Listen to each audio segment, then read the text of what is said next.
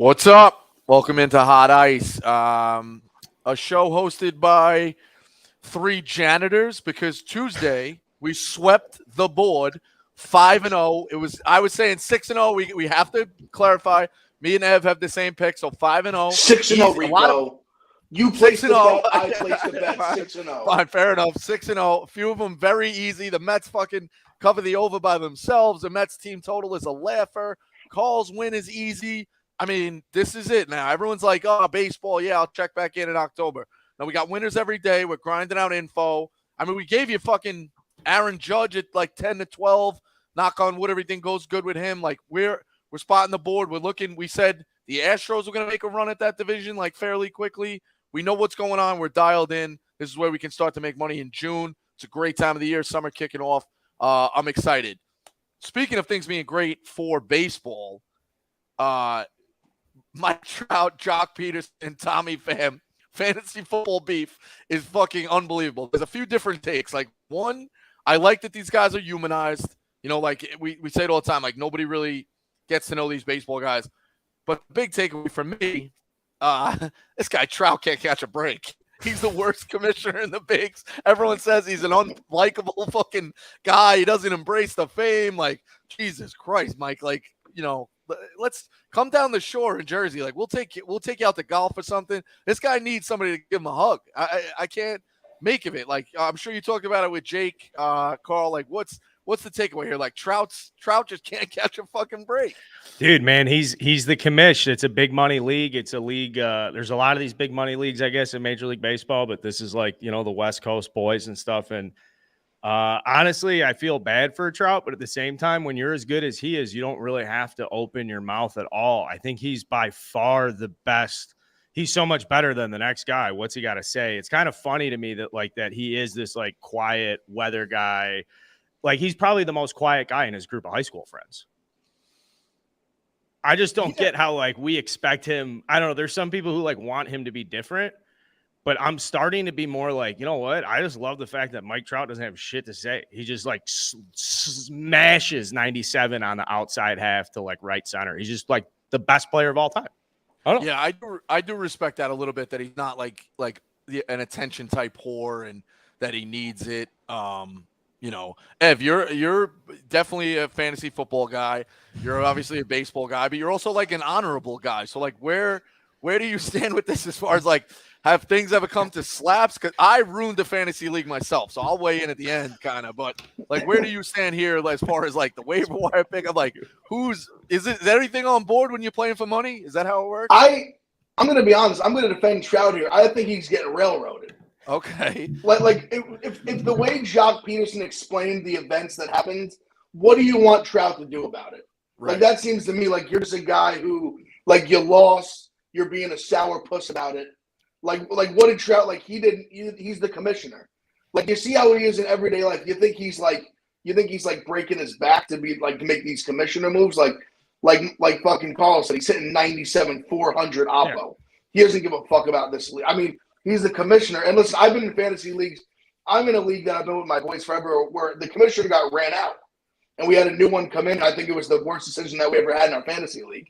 The old guy was better. The grass was greener on the other side, as some may say. I think Trout's getting a railroad in this. I think Tommy Pham's just a nut, but he's such a nut that I kind of like it. Okay. Like, Rico, real quick, before you get in this story, I just want to make a quick point. I do think Trout being the commissioner, and if you think great commissioners in your league, they don't have to be the toughest guy in your group of friends or like certainly like, oh, this guy's such a bad, but it has to be the guy in your group of friends that like collectively people are least likely to talk shit to. So our fantasy football guy is like, he's just like a respected guy in our group of friends. He was on the baseball team with us, didn't throw many innings, but like fucking worked his dick off at practice. He's a great dude, family, little kids, you know, in business, successful guy. Like, he's just like the last guy you're going to be fucking like screaming at on a Sunday night because he's just like the nicest dude in the world. I think that's a good trait for commissioners. And I think Trout has a trump card across the league where it's like, are you really going to talk shit to Mike Trout? Like, he's just going to be like, dude, shut up.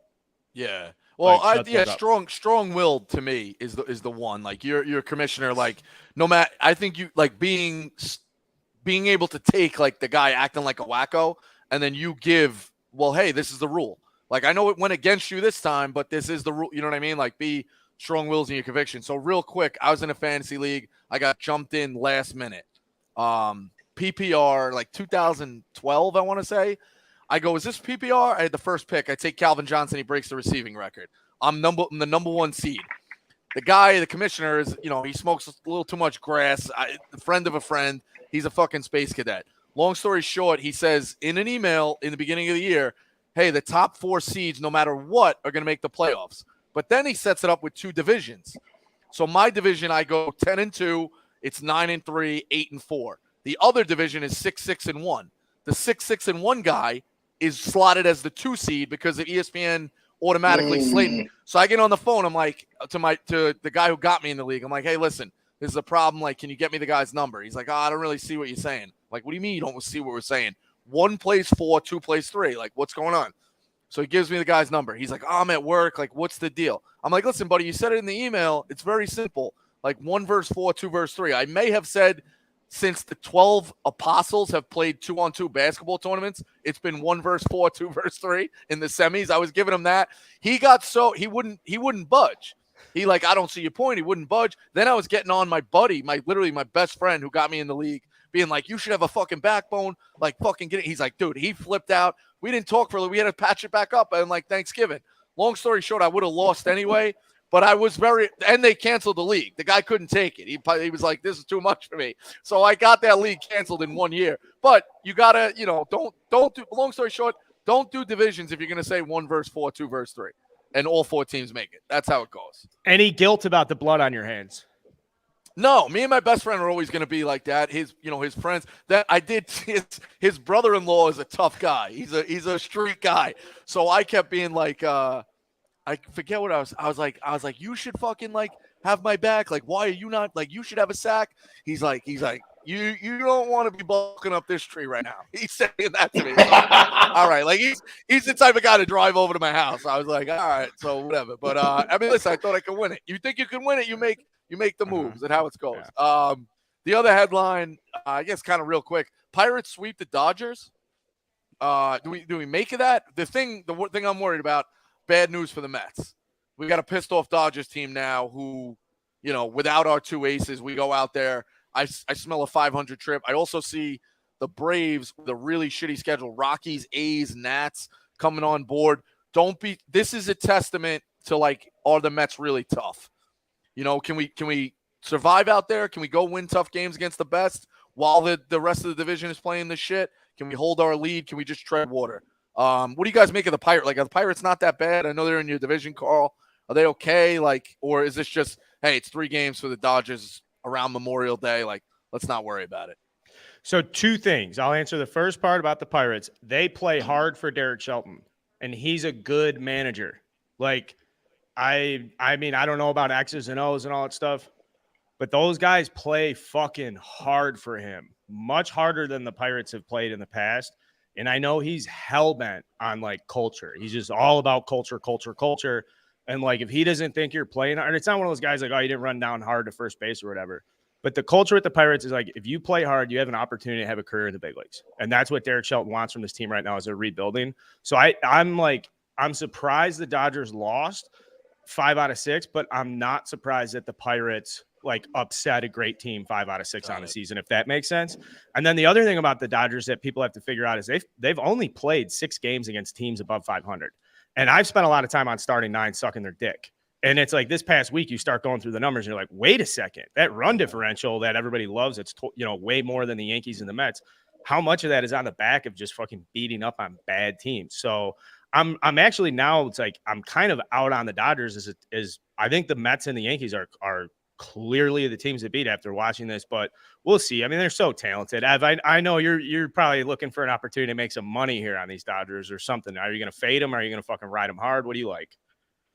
Well, no, I mean, I agree with you. I was going to bring up what you said about the run differential, that they played one of the weaker schedules in all the big leagues. So it's kind of been a little you can't – when it's the Dodgers, fool's gold is probably a stretch to use as a term, but it's not all that you see. Like, they're not like – I don't know if they're the same team. Like, I'm sure, like, listen, they're going to – when it comes playoff time, they're probably going to win that division. The division's really tough, so who knows? Maybe the Padres make a push later on. But, I mean, when the chips are down, they're going to be there long term. But also – Also, dude, the Pirates just aren't that bad. Like, I don't think they're like a 60-win team. Like, I think even a team like you said where they're rebuilding, I still think they can scratch and claw 70, maybe 72, 75 wins, something like that. Like, they're not like god awful as maybe some people think they are. Like, it's not as crazy. Like, going to LA and sweeping them like that is pretty wild, but they're not nearly as bad as people probably think they are.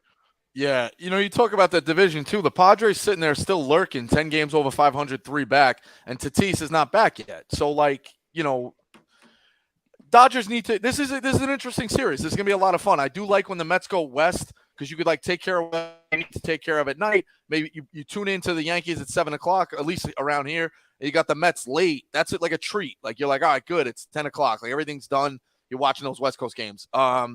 Speaking of the West Coast, dogs of the day. I don't love the board today. I think it's a tough spot for us to be beating our chest after 5-0, and it's a very, very difficult 6-0. 6-0, dog-wise. 6-0. I'm going to go back to the Giants with a plus sign. Alcantara is pretty good for the Marlins. They hit him okay. It's a principal play. Like Giants are a respected organization. Plus money again, plus 115. Give me the Giants. It worked for me the other night. They had to pull it out of their ass against Philly. We're going to go that way. Ev, what is your dog? Rico, earlier you said the Dodgers be pissed off after a Pirate series. Pissed off, schmissed off. They said that after they lost the first game. They said after they lost the second game. I'm going with the Mets. Plus 145. Listen, you said a principal with the Giants, and I agree with you. You're getting almost 150 with the Mets.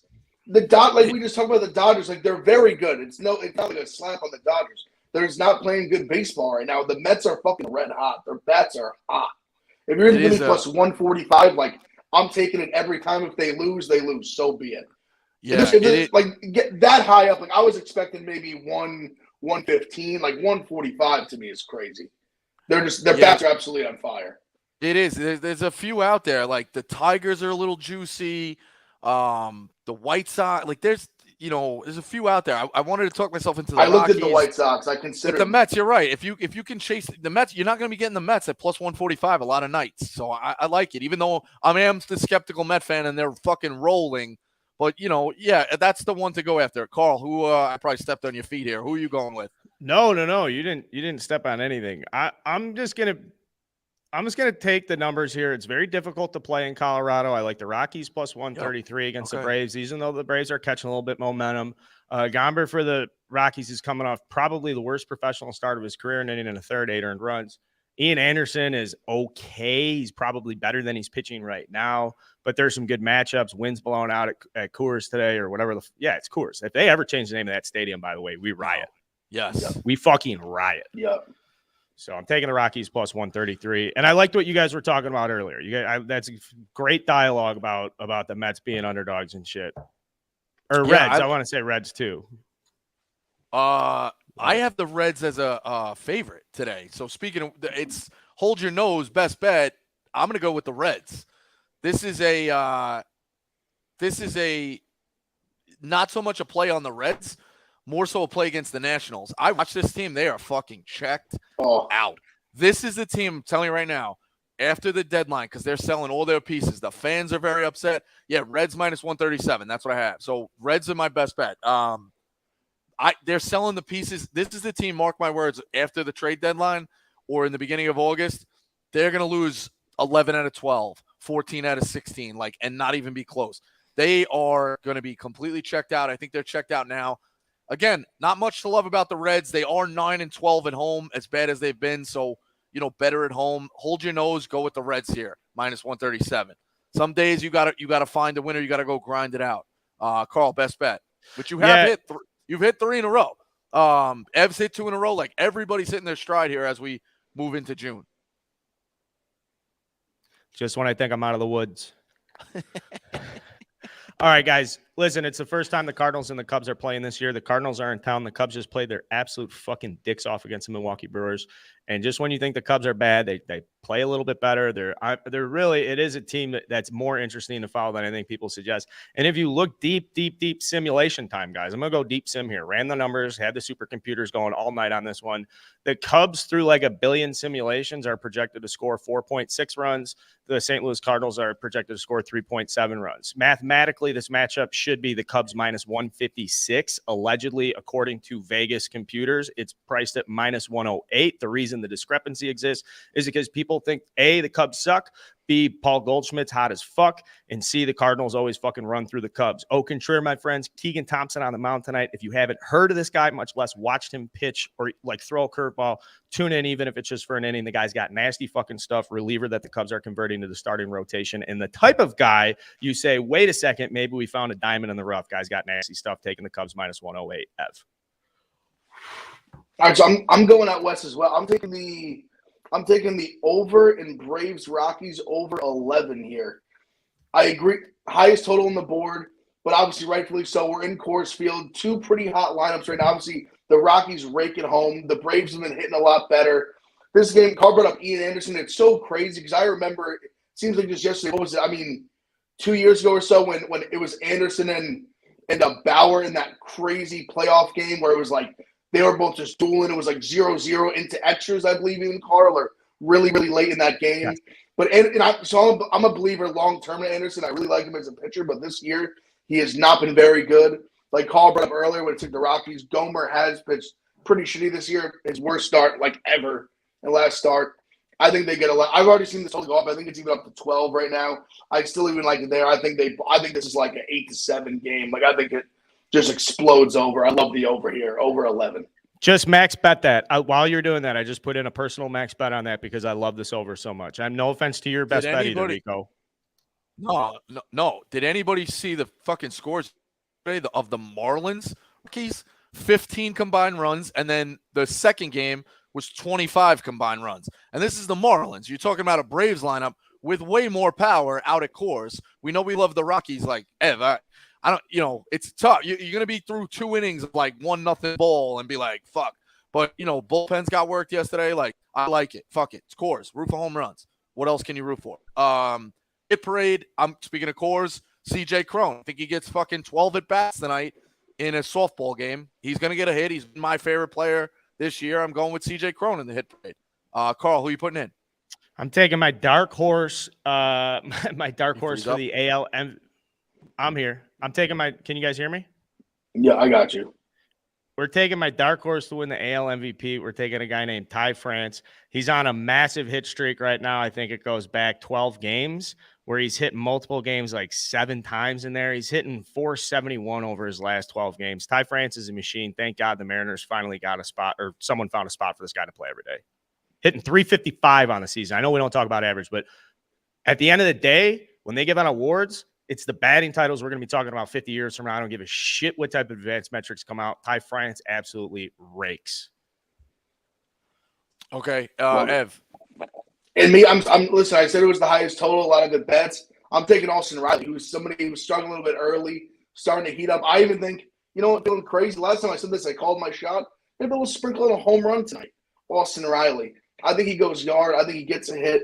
A lot of, like I said, high total, maybe 5 at bats tonight. Today's the day. We're cashing these tickets. The hit parade is winning. We're all winning our bets. I feel good today. I feel really, really good today. Yeah, I love it. Yeah, because I nailed it. I'm like Marte's hot. He's a fucking homer. Sit bat.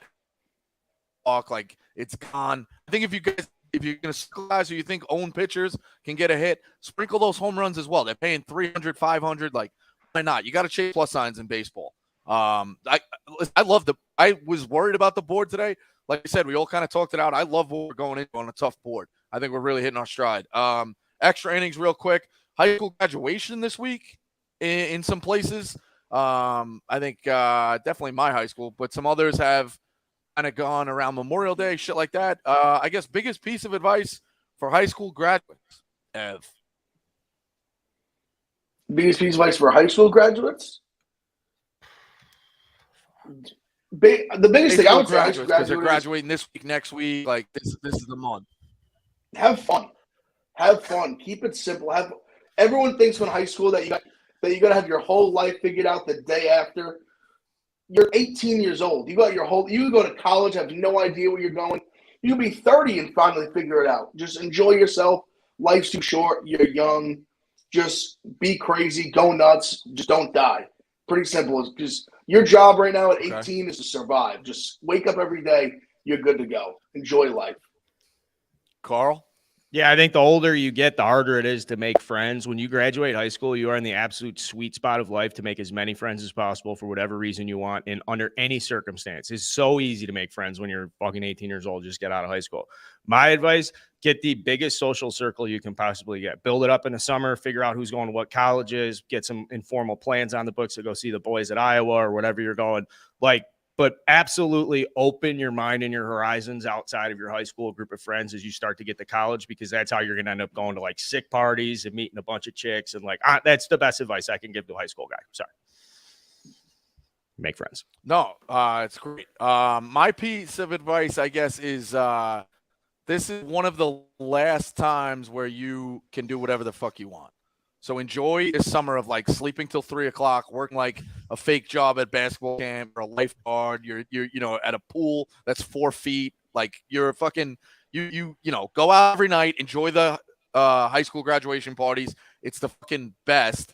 But the other piece, put a little away for that freshman year. Like if you make 3,000 in your fucking graduation cards, put at least 1,000 away for college. There's nothing worse than being like, grinding to turn cans around October. You're out of money or whatever. Like, and there's nothing better than being the bowler guy the whole semester. Also, you realize you start going in like, hey, you're paying for cash drinks, like that's how it works, keg parties, isn't that? So put a little away, enjoy, plan for the future, which is freshman year, but enjoy this shit out of the summer. That's really, this is the last time, no responsibilities. You can do whatever the fuck you want.